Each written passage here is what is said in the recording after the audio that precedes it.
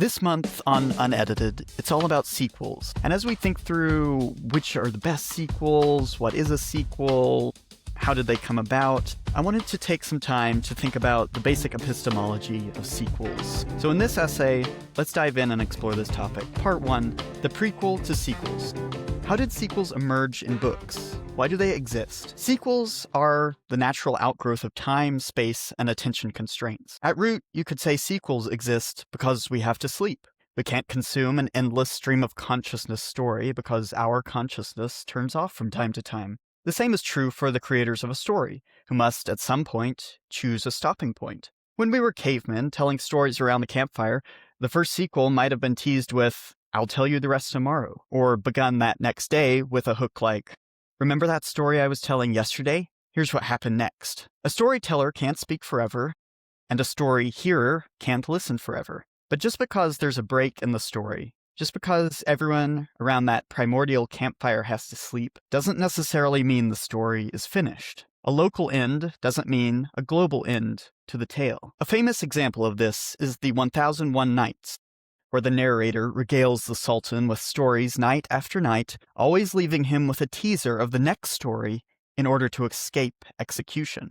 The word sequel comes to us from Latin by way of Old French, and entered English meaning, quote, "a band of followers," unquote. So then, stories that gain enough attention often attract a band of followers, and with them, more stories, more books. Perhaps the most well-known Greek drama, Oedipus the King, has two sequels, Oedipus at Colonus and Antigone. In the Middle Ages in Europe, Grail cycles were popular, or stories of King Arthur's knights going on quests to overthrow evil or find treasures, all spin-offs of the original tale of a warrior king. In the 19th century, perhaps the high watermark of the novel, James Fenimore Cooper wrote his Leatherstocking Tales, and Anthony Trollope wrote his Barchester Towers series, both cases in which popular demand necessitated several sequels. Point is, sequels are nothing new. They're as natural as the sleep-wake cycle of the world. But what's the nature of a sequel? Does it have to share the same world, characters, storyline?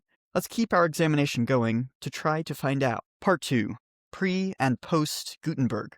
When you enter the era of written language, space and resource constraints become a factor in the sequel discussion.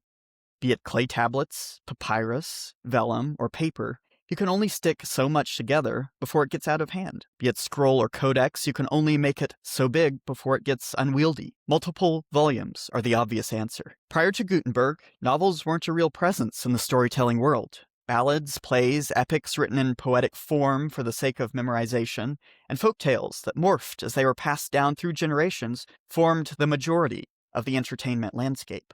Without established originals, it might be hard to distinguish a sequel from simply a different version of the same story. However, plenty of discrete sequels still existed in the pre-Gutenberg world, depending on how you define a sequel, something we'll return to later. Many consider Homer's Odyssey to be the oldest sequel, telling the story of Odysseus in the aftermath of the Iliad's Trojan War. The Aeneid could also be thought of as a much later sequel to the Iliad, as well as a quasi-Odyssey reboot/spin-off, telling the story of Aeneas and his family's flight from Troy and search for a new home, ultimately Rome. In some sense, the collected canon of the New Testament is a sequel to the Old Testament. All of the writers of the Gospels and Epistles were acutely aware of the Hebrew Scriptures. They made continual reference to events, images, psalms, genealogies, and prophecies to demonstrate how the good news they were preaching was a continuation and fulfillment of the stories written down by their ancestors long ago. In the 14th century, Dante wrote his famous Divine Comedy in 3 parts, Inferno, Purgatory, Paradise, more closely resembling what we might think of as a series, a story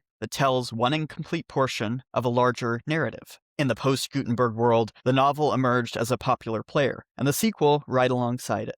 Even going to the very first modern novel, a 10-year gap exists between Cervantes' Don Quixote Part 1, 1605, and Part 2, 1615, today grouped together in one volume. How many of us have read Quixote? Even fewer of us likely realize that the first modern novel was followed by the first modern sequel. John Bunyan published The Pilgrim's Progress in 1678, and, inspired by its success, published a less famous Part 2 in 1684. As print books and markets for print books became more accessible, Author names and sequels were popularized in the 18th and 19th centuries. Alexander Dumas wrote 3 sequels to The Three Musketeers. Huckleberry Finn is a sequel to Tom Sawyer. Little Men is a sequel to Little Women.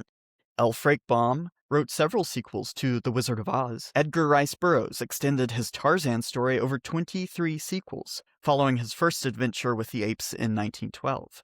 Of course, at some point we move from the notion of sequels to more anticipated, aforethought, deliberate installations in an established series. More recently, we've seen sequels like Dr. Sleep by Stephen King, sequel to The Shining, The Institutes by Margaret Atwood, sequel to The Handmaid's Tale, and Go Set a Watchman by Harper Lee, sequel to Kill a Mockingbird. On rare occasions, the sequel outshines the initial work, as is the case with The Silence of the Lambs by Thomas Harris, a follow-up to Red Dragon. In all of this, we continue to wonder, what makes a sequel? Is it an extension of the storyline? Inhabiting the same realm? Use of the same characters? Must it be the protagonist? And what does that mean for Red Dragon and Silence of the Lambs?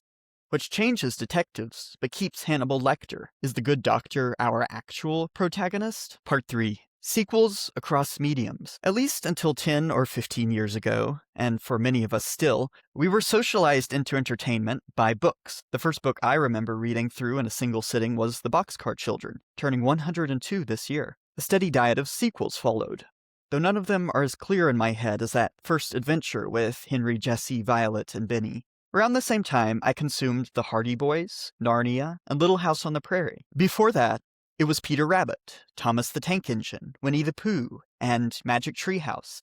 Later, it was Lord of the Rings, Aragon, Hunger Games, Maze Runner, and the fantasy novels of Brandon Sanderson. The point is, it's all sequels and universes. Why is that? Is there something specifically appealing about the sequel in children's and teen literature? I think so. A set of books can become like a set of friends for kids. They enjoy series because they offer development within the parameters of familiarity. Same characters, same world, new experience. Like a favorite toy or a favorite meal, they can be returned to again and again. But it's not just kids' books. The same sequel situation holds true in adult fiction. A lot of so-called escapist literature offers the same promise, adventure, and excitement within a comfortably familiar cocoon of known characters and established formula. Think here of series from writers like Clive Cussler, James Patterson, Lee Child, Daniel Silva, etc.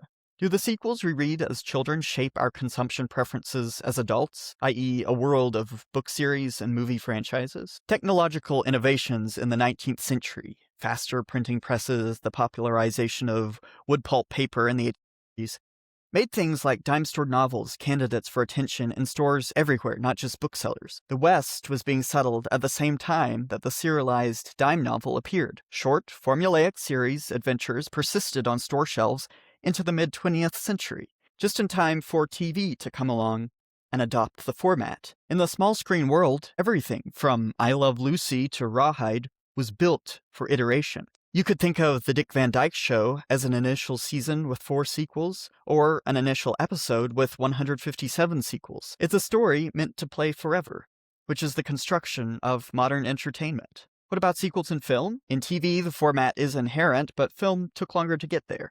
In the 1930s, films like The Bride of Frankenstein and After the Thin Man succeeded successful first installments. The numbered sequel didn't truly dawn until the 1970s, with films like The Godfather Part 2. The 80s saw this true blossoming of the sequel, with everything from The Empire Strikes Back to Rambo First Blood Part 2, to the Halloween films and dozens of other franchises. Did sequels sleepwalk us into the world of franchise? Did the success of Aliens, Terminator 2, and Die Hard, with all those subsequent sequels to follow, set the creative and business foundation for today's cinematic universe? Today, the franchise film continues to dominate, while movie lovers continue to debate what the greatest sequel of all time truly is. We're now in a strange land where any well that proves plentiful doesn't just get pumped, it gets fracked to depletion. Prospectors are loath to seek out new veins, instead circling back again and again for ways to extend the already tapped stories. Drill, baby, drill. And keep drilling, baby. Part 4. So what are sequels? And are they a good thing? These days, we'd be hard-pressed to think of a famous story that doesn't have a sequel, or prequel, or spin-off, or reboot. Profit motives aside, sequels spring essentially from the same desire: They're the childhood plea, do it again. Rick's plea to play it again, Sam. Or today's rat-born meme to play it back. It's way too hard to say bad or overabundant sequels are an exclusively recent phenomena. How many times has the King Arthur story been retold and expanded over the centuries? Stories aren't meant to be one-and-done affairs. I'm not calling for the abolition of the sequel. We're all, in some sense, sequels to our ancestors. Every day is a sequel to the last. Story progression mirrors the progression of time. So is everything a sequel? Personally, I define sequels as unpremeditated story extensions. In contrast, I define premeditated story extensions as something else. Call them installments. For me, sequels possess more independence. They have sturdier legs of their own to stand on. They are, in a way, their own thing. This still leaves plenty of fuzzy lines, but it draws a distinction between The Two Towers as the second installment of the Lord of the Rings saga, and The Murder of Roger Ackroyd as a sequel to the sleuthing adventures of Hercule Poirot, begun in The Mysterious Affair of Styles. One requires another to be complete, the other does not. Did J.K. Rowling know she would write Deathly Hallows when she penned Philosopher's Stone? Maybe not exactly, but she was writing about a boy who would have to become a man and face the evil that killed his parents. So I think of Harry Potter less as a series of sequels to the first book, and more as a series of installments. Regardless of your definition, a degree of the same deep desire is at work, be it sequel or installment. Where does this desire come from? Repetition is perhaps the most fundamental constant of our existence. Night and day, sleeping and waking, working and resting, breakfast and dinner, we all live out some version of Groundhog Day. Repeating the stories we love best serves as a kind of rebirth. In a sense, then, stories are the constant, and we are the sequels, coming to the same tales again and again, generation after generation. With religion reaching low tide in many parts of the world, perhaps it should come as no surprise that our culture's most beloved stories are serialized to exhaustion in a search for renewal and rebirth, and for connection with one another through our mutual relationships with them. If stories are our constant, we must cling tightly to them. But this is where sequels go off track. Sequels go sour when all the focus shifts from making to remaking. Returning to that primordial caveman campfire, stories go wrong when the storyteller forgets that they come from the darkness beyond the campfire, that there's an element of the uncapturable, the wild, in all stories. When the storyteller tries to drag too much of the story into the light, to reveal every facet, to explore every avenue, to hold onto it for too long, the story loses some of its magic. Good sequels, like Good Children, like Good Days, remember their progenitors, but never overburden their legacy. They stand on their own, creative and complete, and leave room for new life to flourish.